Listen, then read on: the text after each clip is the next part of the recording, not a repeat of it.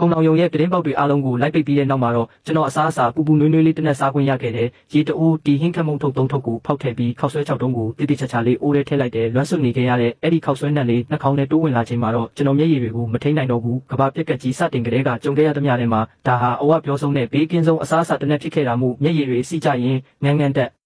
ဝါမြူပြစ်လိုက်မိတယ်။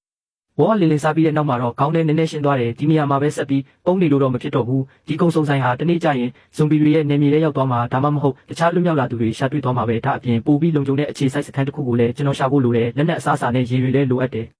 ဒီလိုလူသူစိတ်သုံးနေတဲ့ကဘာပြက်ကြီးထဲမှာတယောက်တည်းရှိနေတာဟာတတ်မဲ့စိတ်လိုကိုအပ်ထားတယ်လို့ပဲဖြစ်နေလိမ့်မယ်ဒါကြောင့်ရိတ်ခါအားလုံးကိုကြီးမားတဲ့ခီးဆောင်ကြိုးဖို့အိတ်ကြီးနှလုံးထဲထည့်လိုက်ပြီးတကားကိုခက်ဟာလေးဖွင့်ကအပြင်ကဘာကိုအကဲခတ်လိုက်တယ်လမ်းမပေါ်မှာဇွန်ဘီအနေငယ်ကဟိုဒီနဲ့ရည်ရွယ်ချက်မရှိရှောက်သွားနေကြတယ်ကျွန်တော်အသက်ပြင်းပြင်းတစ်ချက်ရှူလိုက်ပြီးအသစ်ဆက်လိုပြန်ထပ်အောင်တွေးထားတဲ့တတိလီတာကိုကြစ်ပါအောင်စုပ်ကင်လိုက်တယ်ထွက်ခွာဖို့အချက်အိမ်တန်ပြီး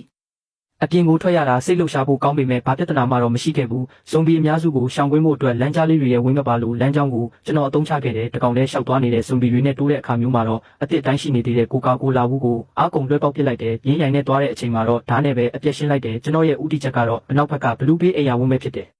ဒါကလုံခြုံရေးအလွန်တင်းကျပ်တဲ့နာမည်ကြီးလူကုန်ထမ်းရက်ွက်တစ်ခုဖြစ်ပြီးနေရန်တွေကလည်းမြင့်မားပြီးထူထဲတယ်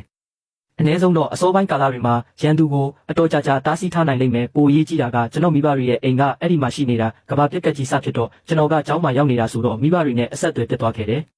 သူတို့ကိုပြန်ရှာတွေ့ဖို့ကအခုချိန်မှာကျွန်တော်ရဲ့တခုလေးသောရည်မှန်းချက်ပဲဒါပေမဲ့ဘလူးဘေးကိုတွားရမယ့်ခရီးကကျွန်တော်ထင်ထားတာထက်ပိုပြီးခက်ခဲခဲ့တယ်မျိုးကြီးတစ်ခုလုံးလုံးဝလေဖြတ်နေပြီးပင်မလန်းမတိုင်းမှာစွန့်ပစ်ထားတဲ့ကားတွေပိတ်ဆို့နေပြီးလမ်းတစ်လျှောက်မှာစိတ်မကောင်းစရာဖြစ်ဆိုးတွေကိုအများကြီးမြင်ခဲ့ရတဲ့ရိတ်ခါတွေအတွက်အချင်းချင်းအကြမ်းဖက်လူရက်တက်ဖြစ်နေကြတာတွေလည်းရှိတယ်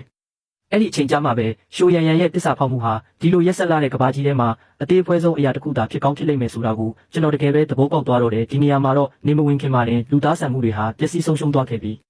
တတိယမြောက်နေ့မှာတော့ဘလူးဘေးရဲ့အစုံဖြားကိုကျွန်တော်နောက်ဆုံးမှရောက်ရှိသွားခဲ့တယ်မြင်မာတဲ့တန်တကားကြီးတွေကိုတင်းတင်းကြပ်ကြပ်ပိတ်ထားပြီးနေရန်တွေပေါ်မှာလည်းကင်းဆောင်တွေကိုမြင်နေရတဲ့မျှော်လင့်ထားတဲ့အတိုင်းပဲအဲ့ဒီနေရာဟာလွတ်မြောက်လာသူတွေစုဝေးရခံတဲ့တစ်ခုဖြစ်နေခဲ့ပြီးအိမ်ယာဝန်းထဲကိုဝင်နိုင်ဖို့အတွက်ကျွန်တော်အနီးနားမှာပုံအောင်ပြီးအတော်ကြာအောင်စောင့်ကြည့်နေခဲ့တယ်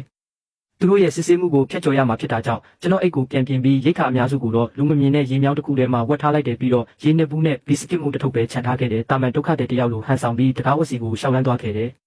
ရက်လိုက်စမ်းဘသူလဲနေရန်ပေါ်ကနေဆူရှာတဲ့အတန်တန်ထွက်ပေါ်လာတယ်ကျွန်တော်လက်နှစ်ဖက်ကိုမြောက်ပြီးမောကြည့်လိုက်တယ်ကျွန်တော်မျက်နှာတစ်ခုလုံးဖုံဖုံတွေညစ်ပတ်ပြီးရမှုတွေနဲ့မီးမောင်နေတယ်ကျွန်တော်ဒီကအမြဲတမ်းနေတဲ့သူပါကျွန်တော်နာမည်လင်းဖန်ပါတိုက်ဆက်9မှာနေပါတယ်တိုက်ဆက်9ကလင်းဖန်ဟုတ်လားစစ်ဆေးလိုက်အောင်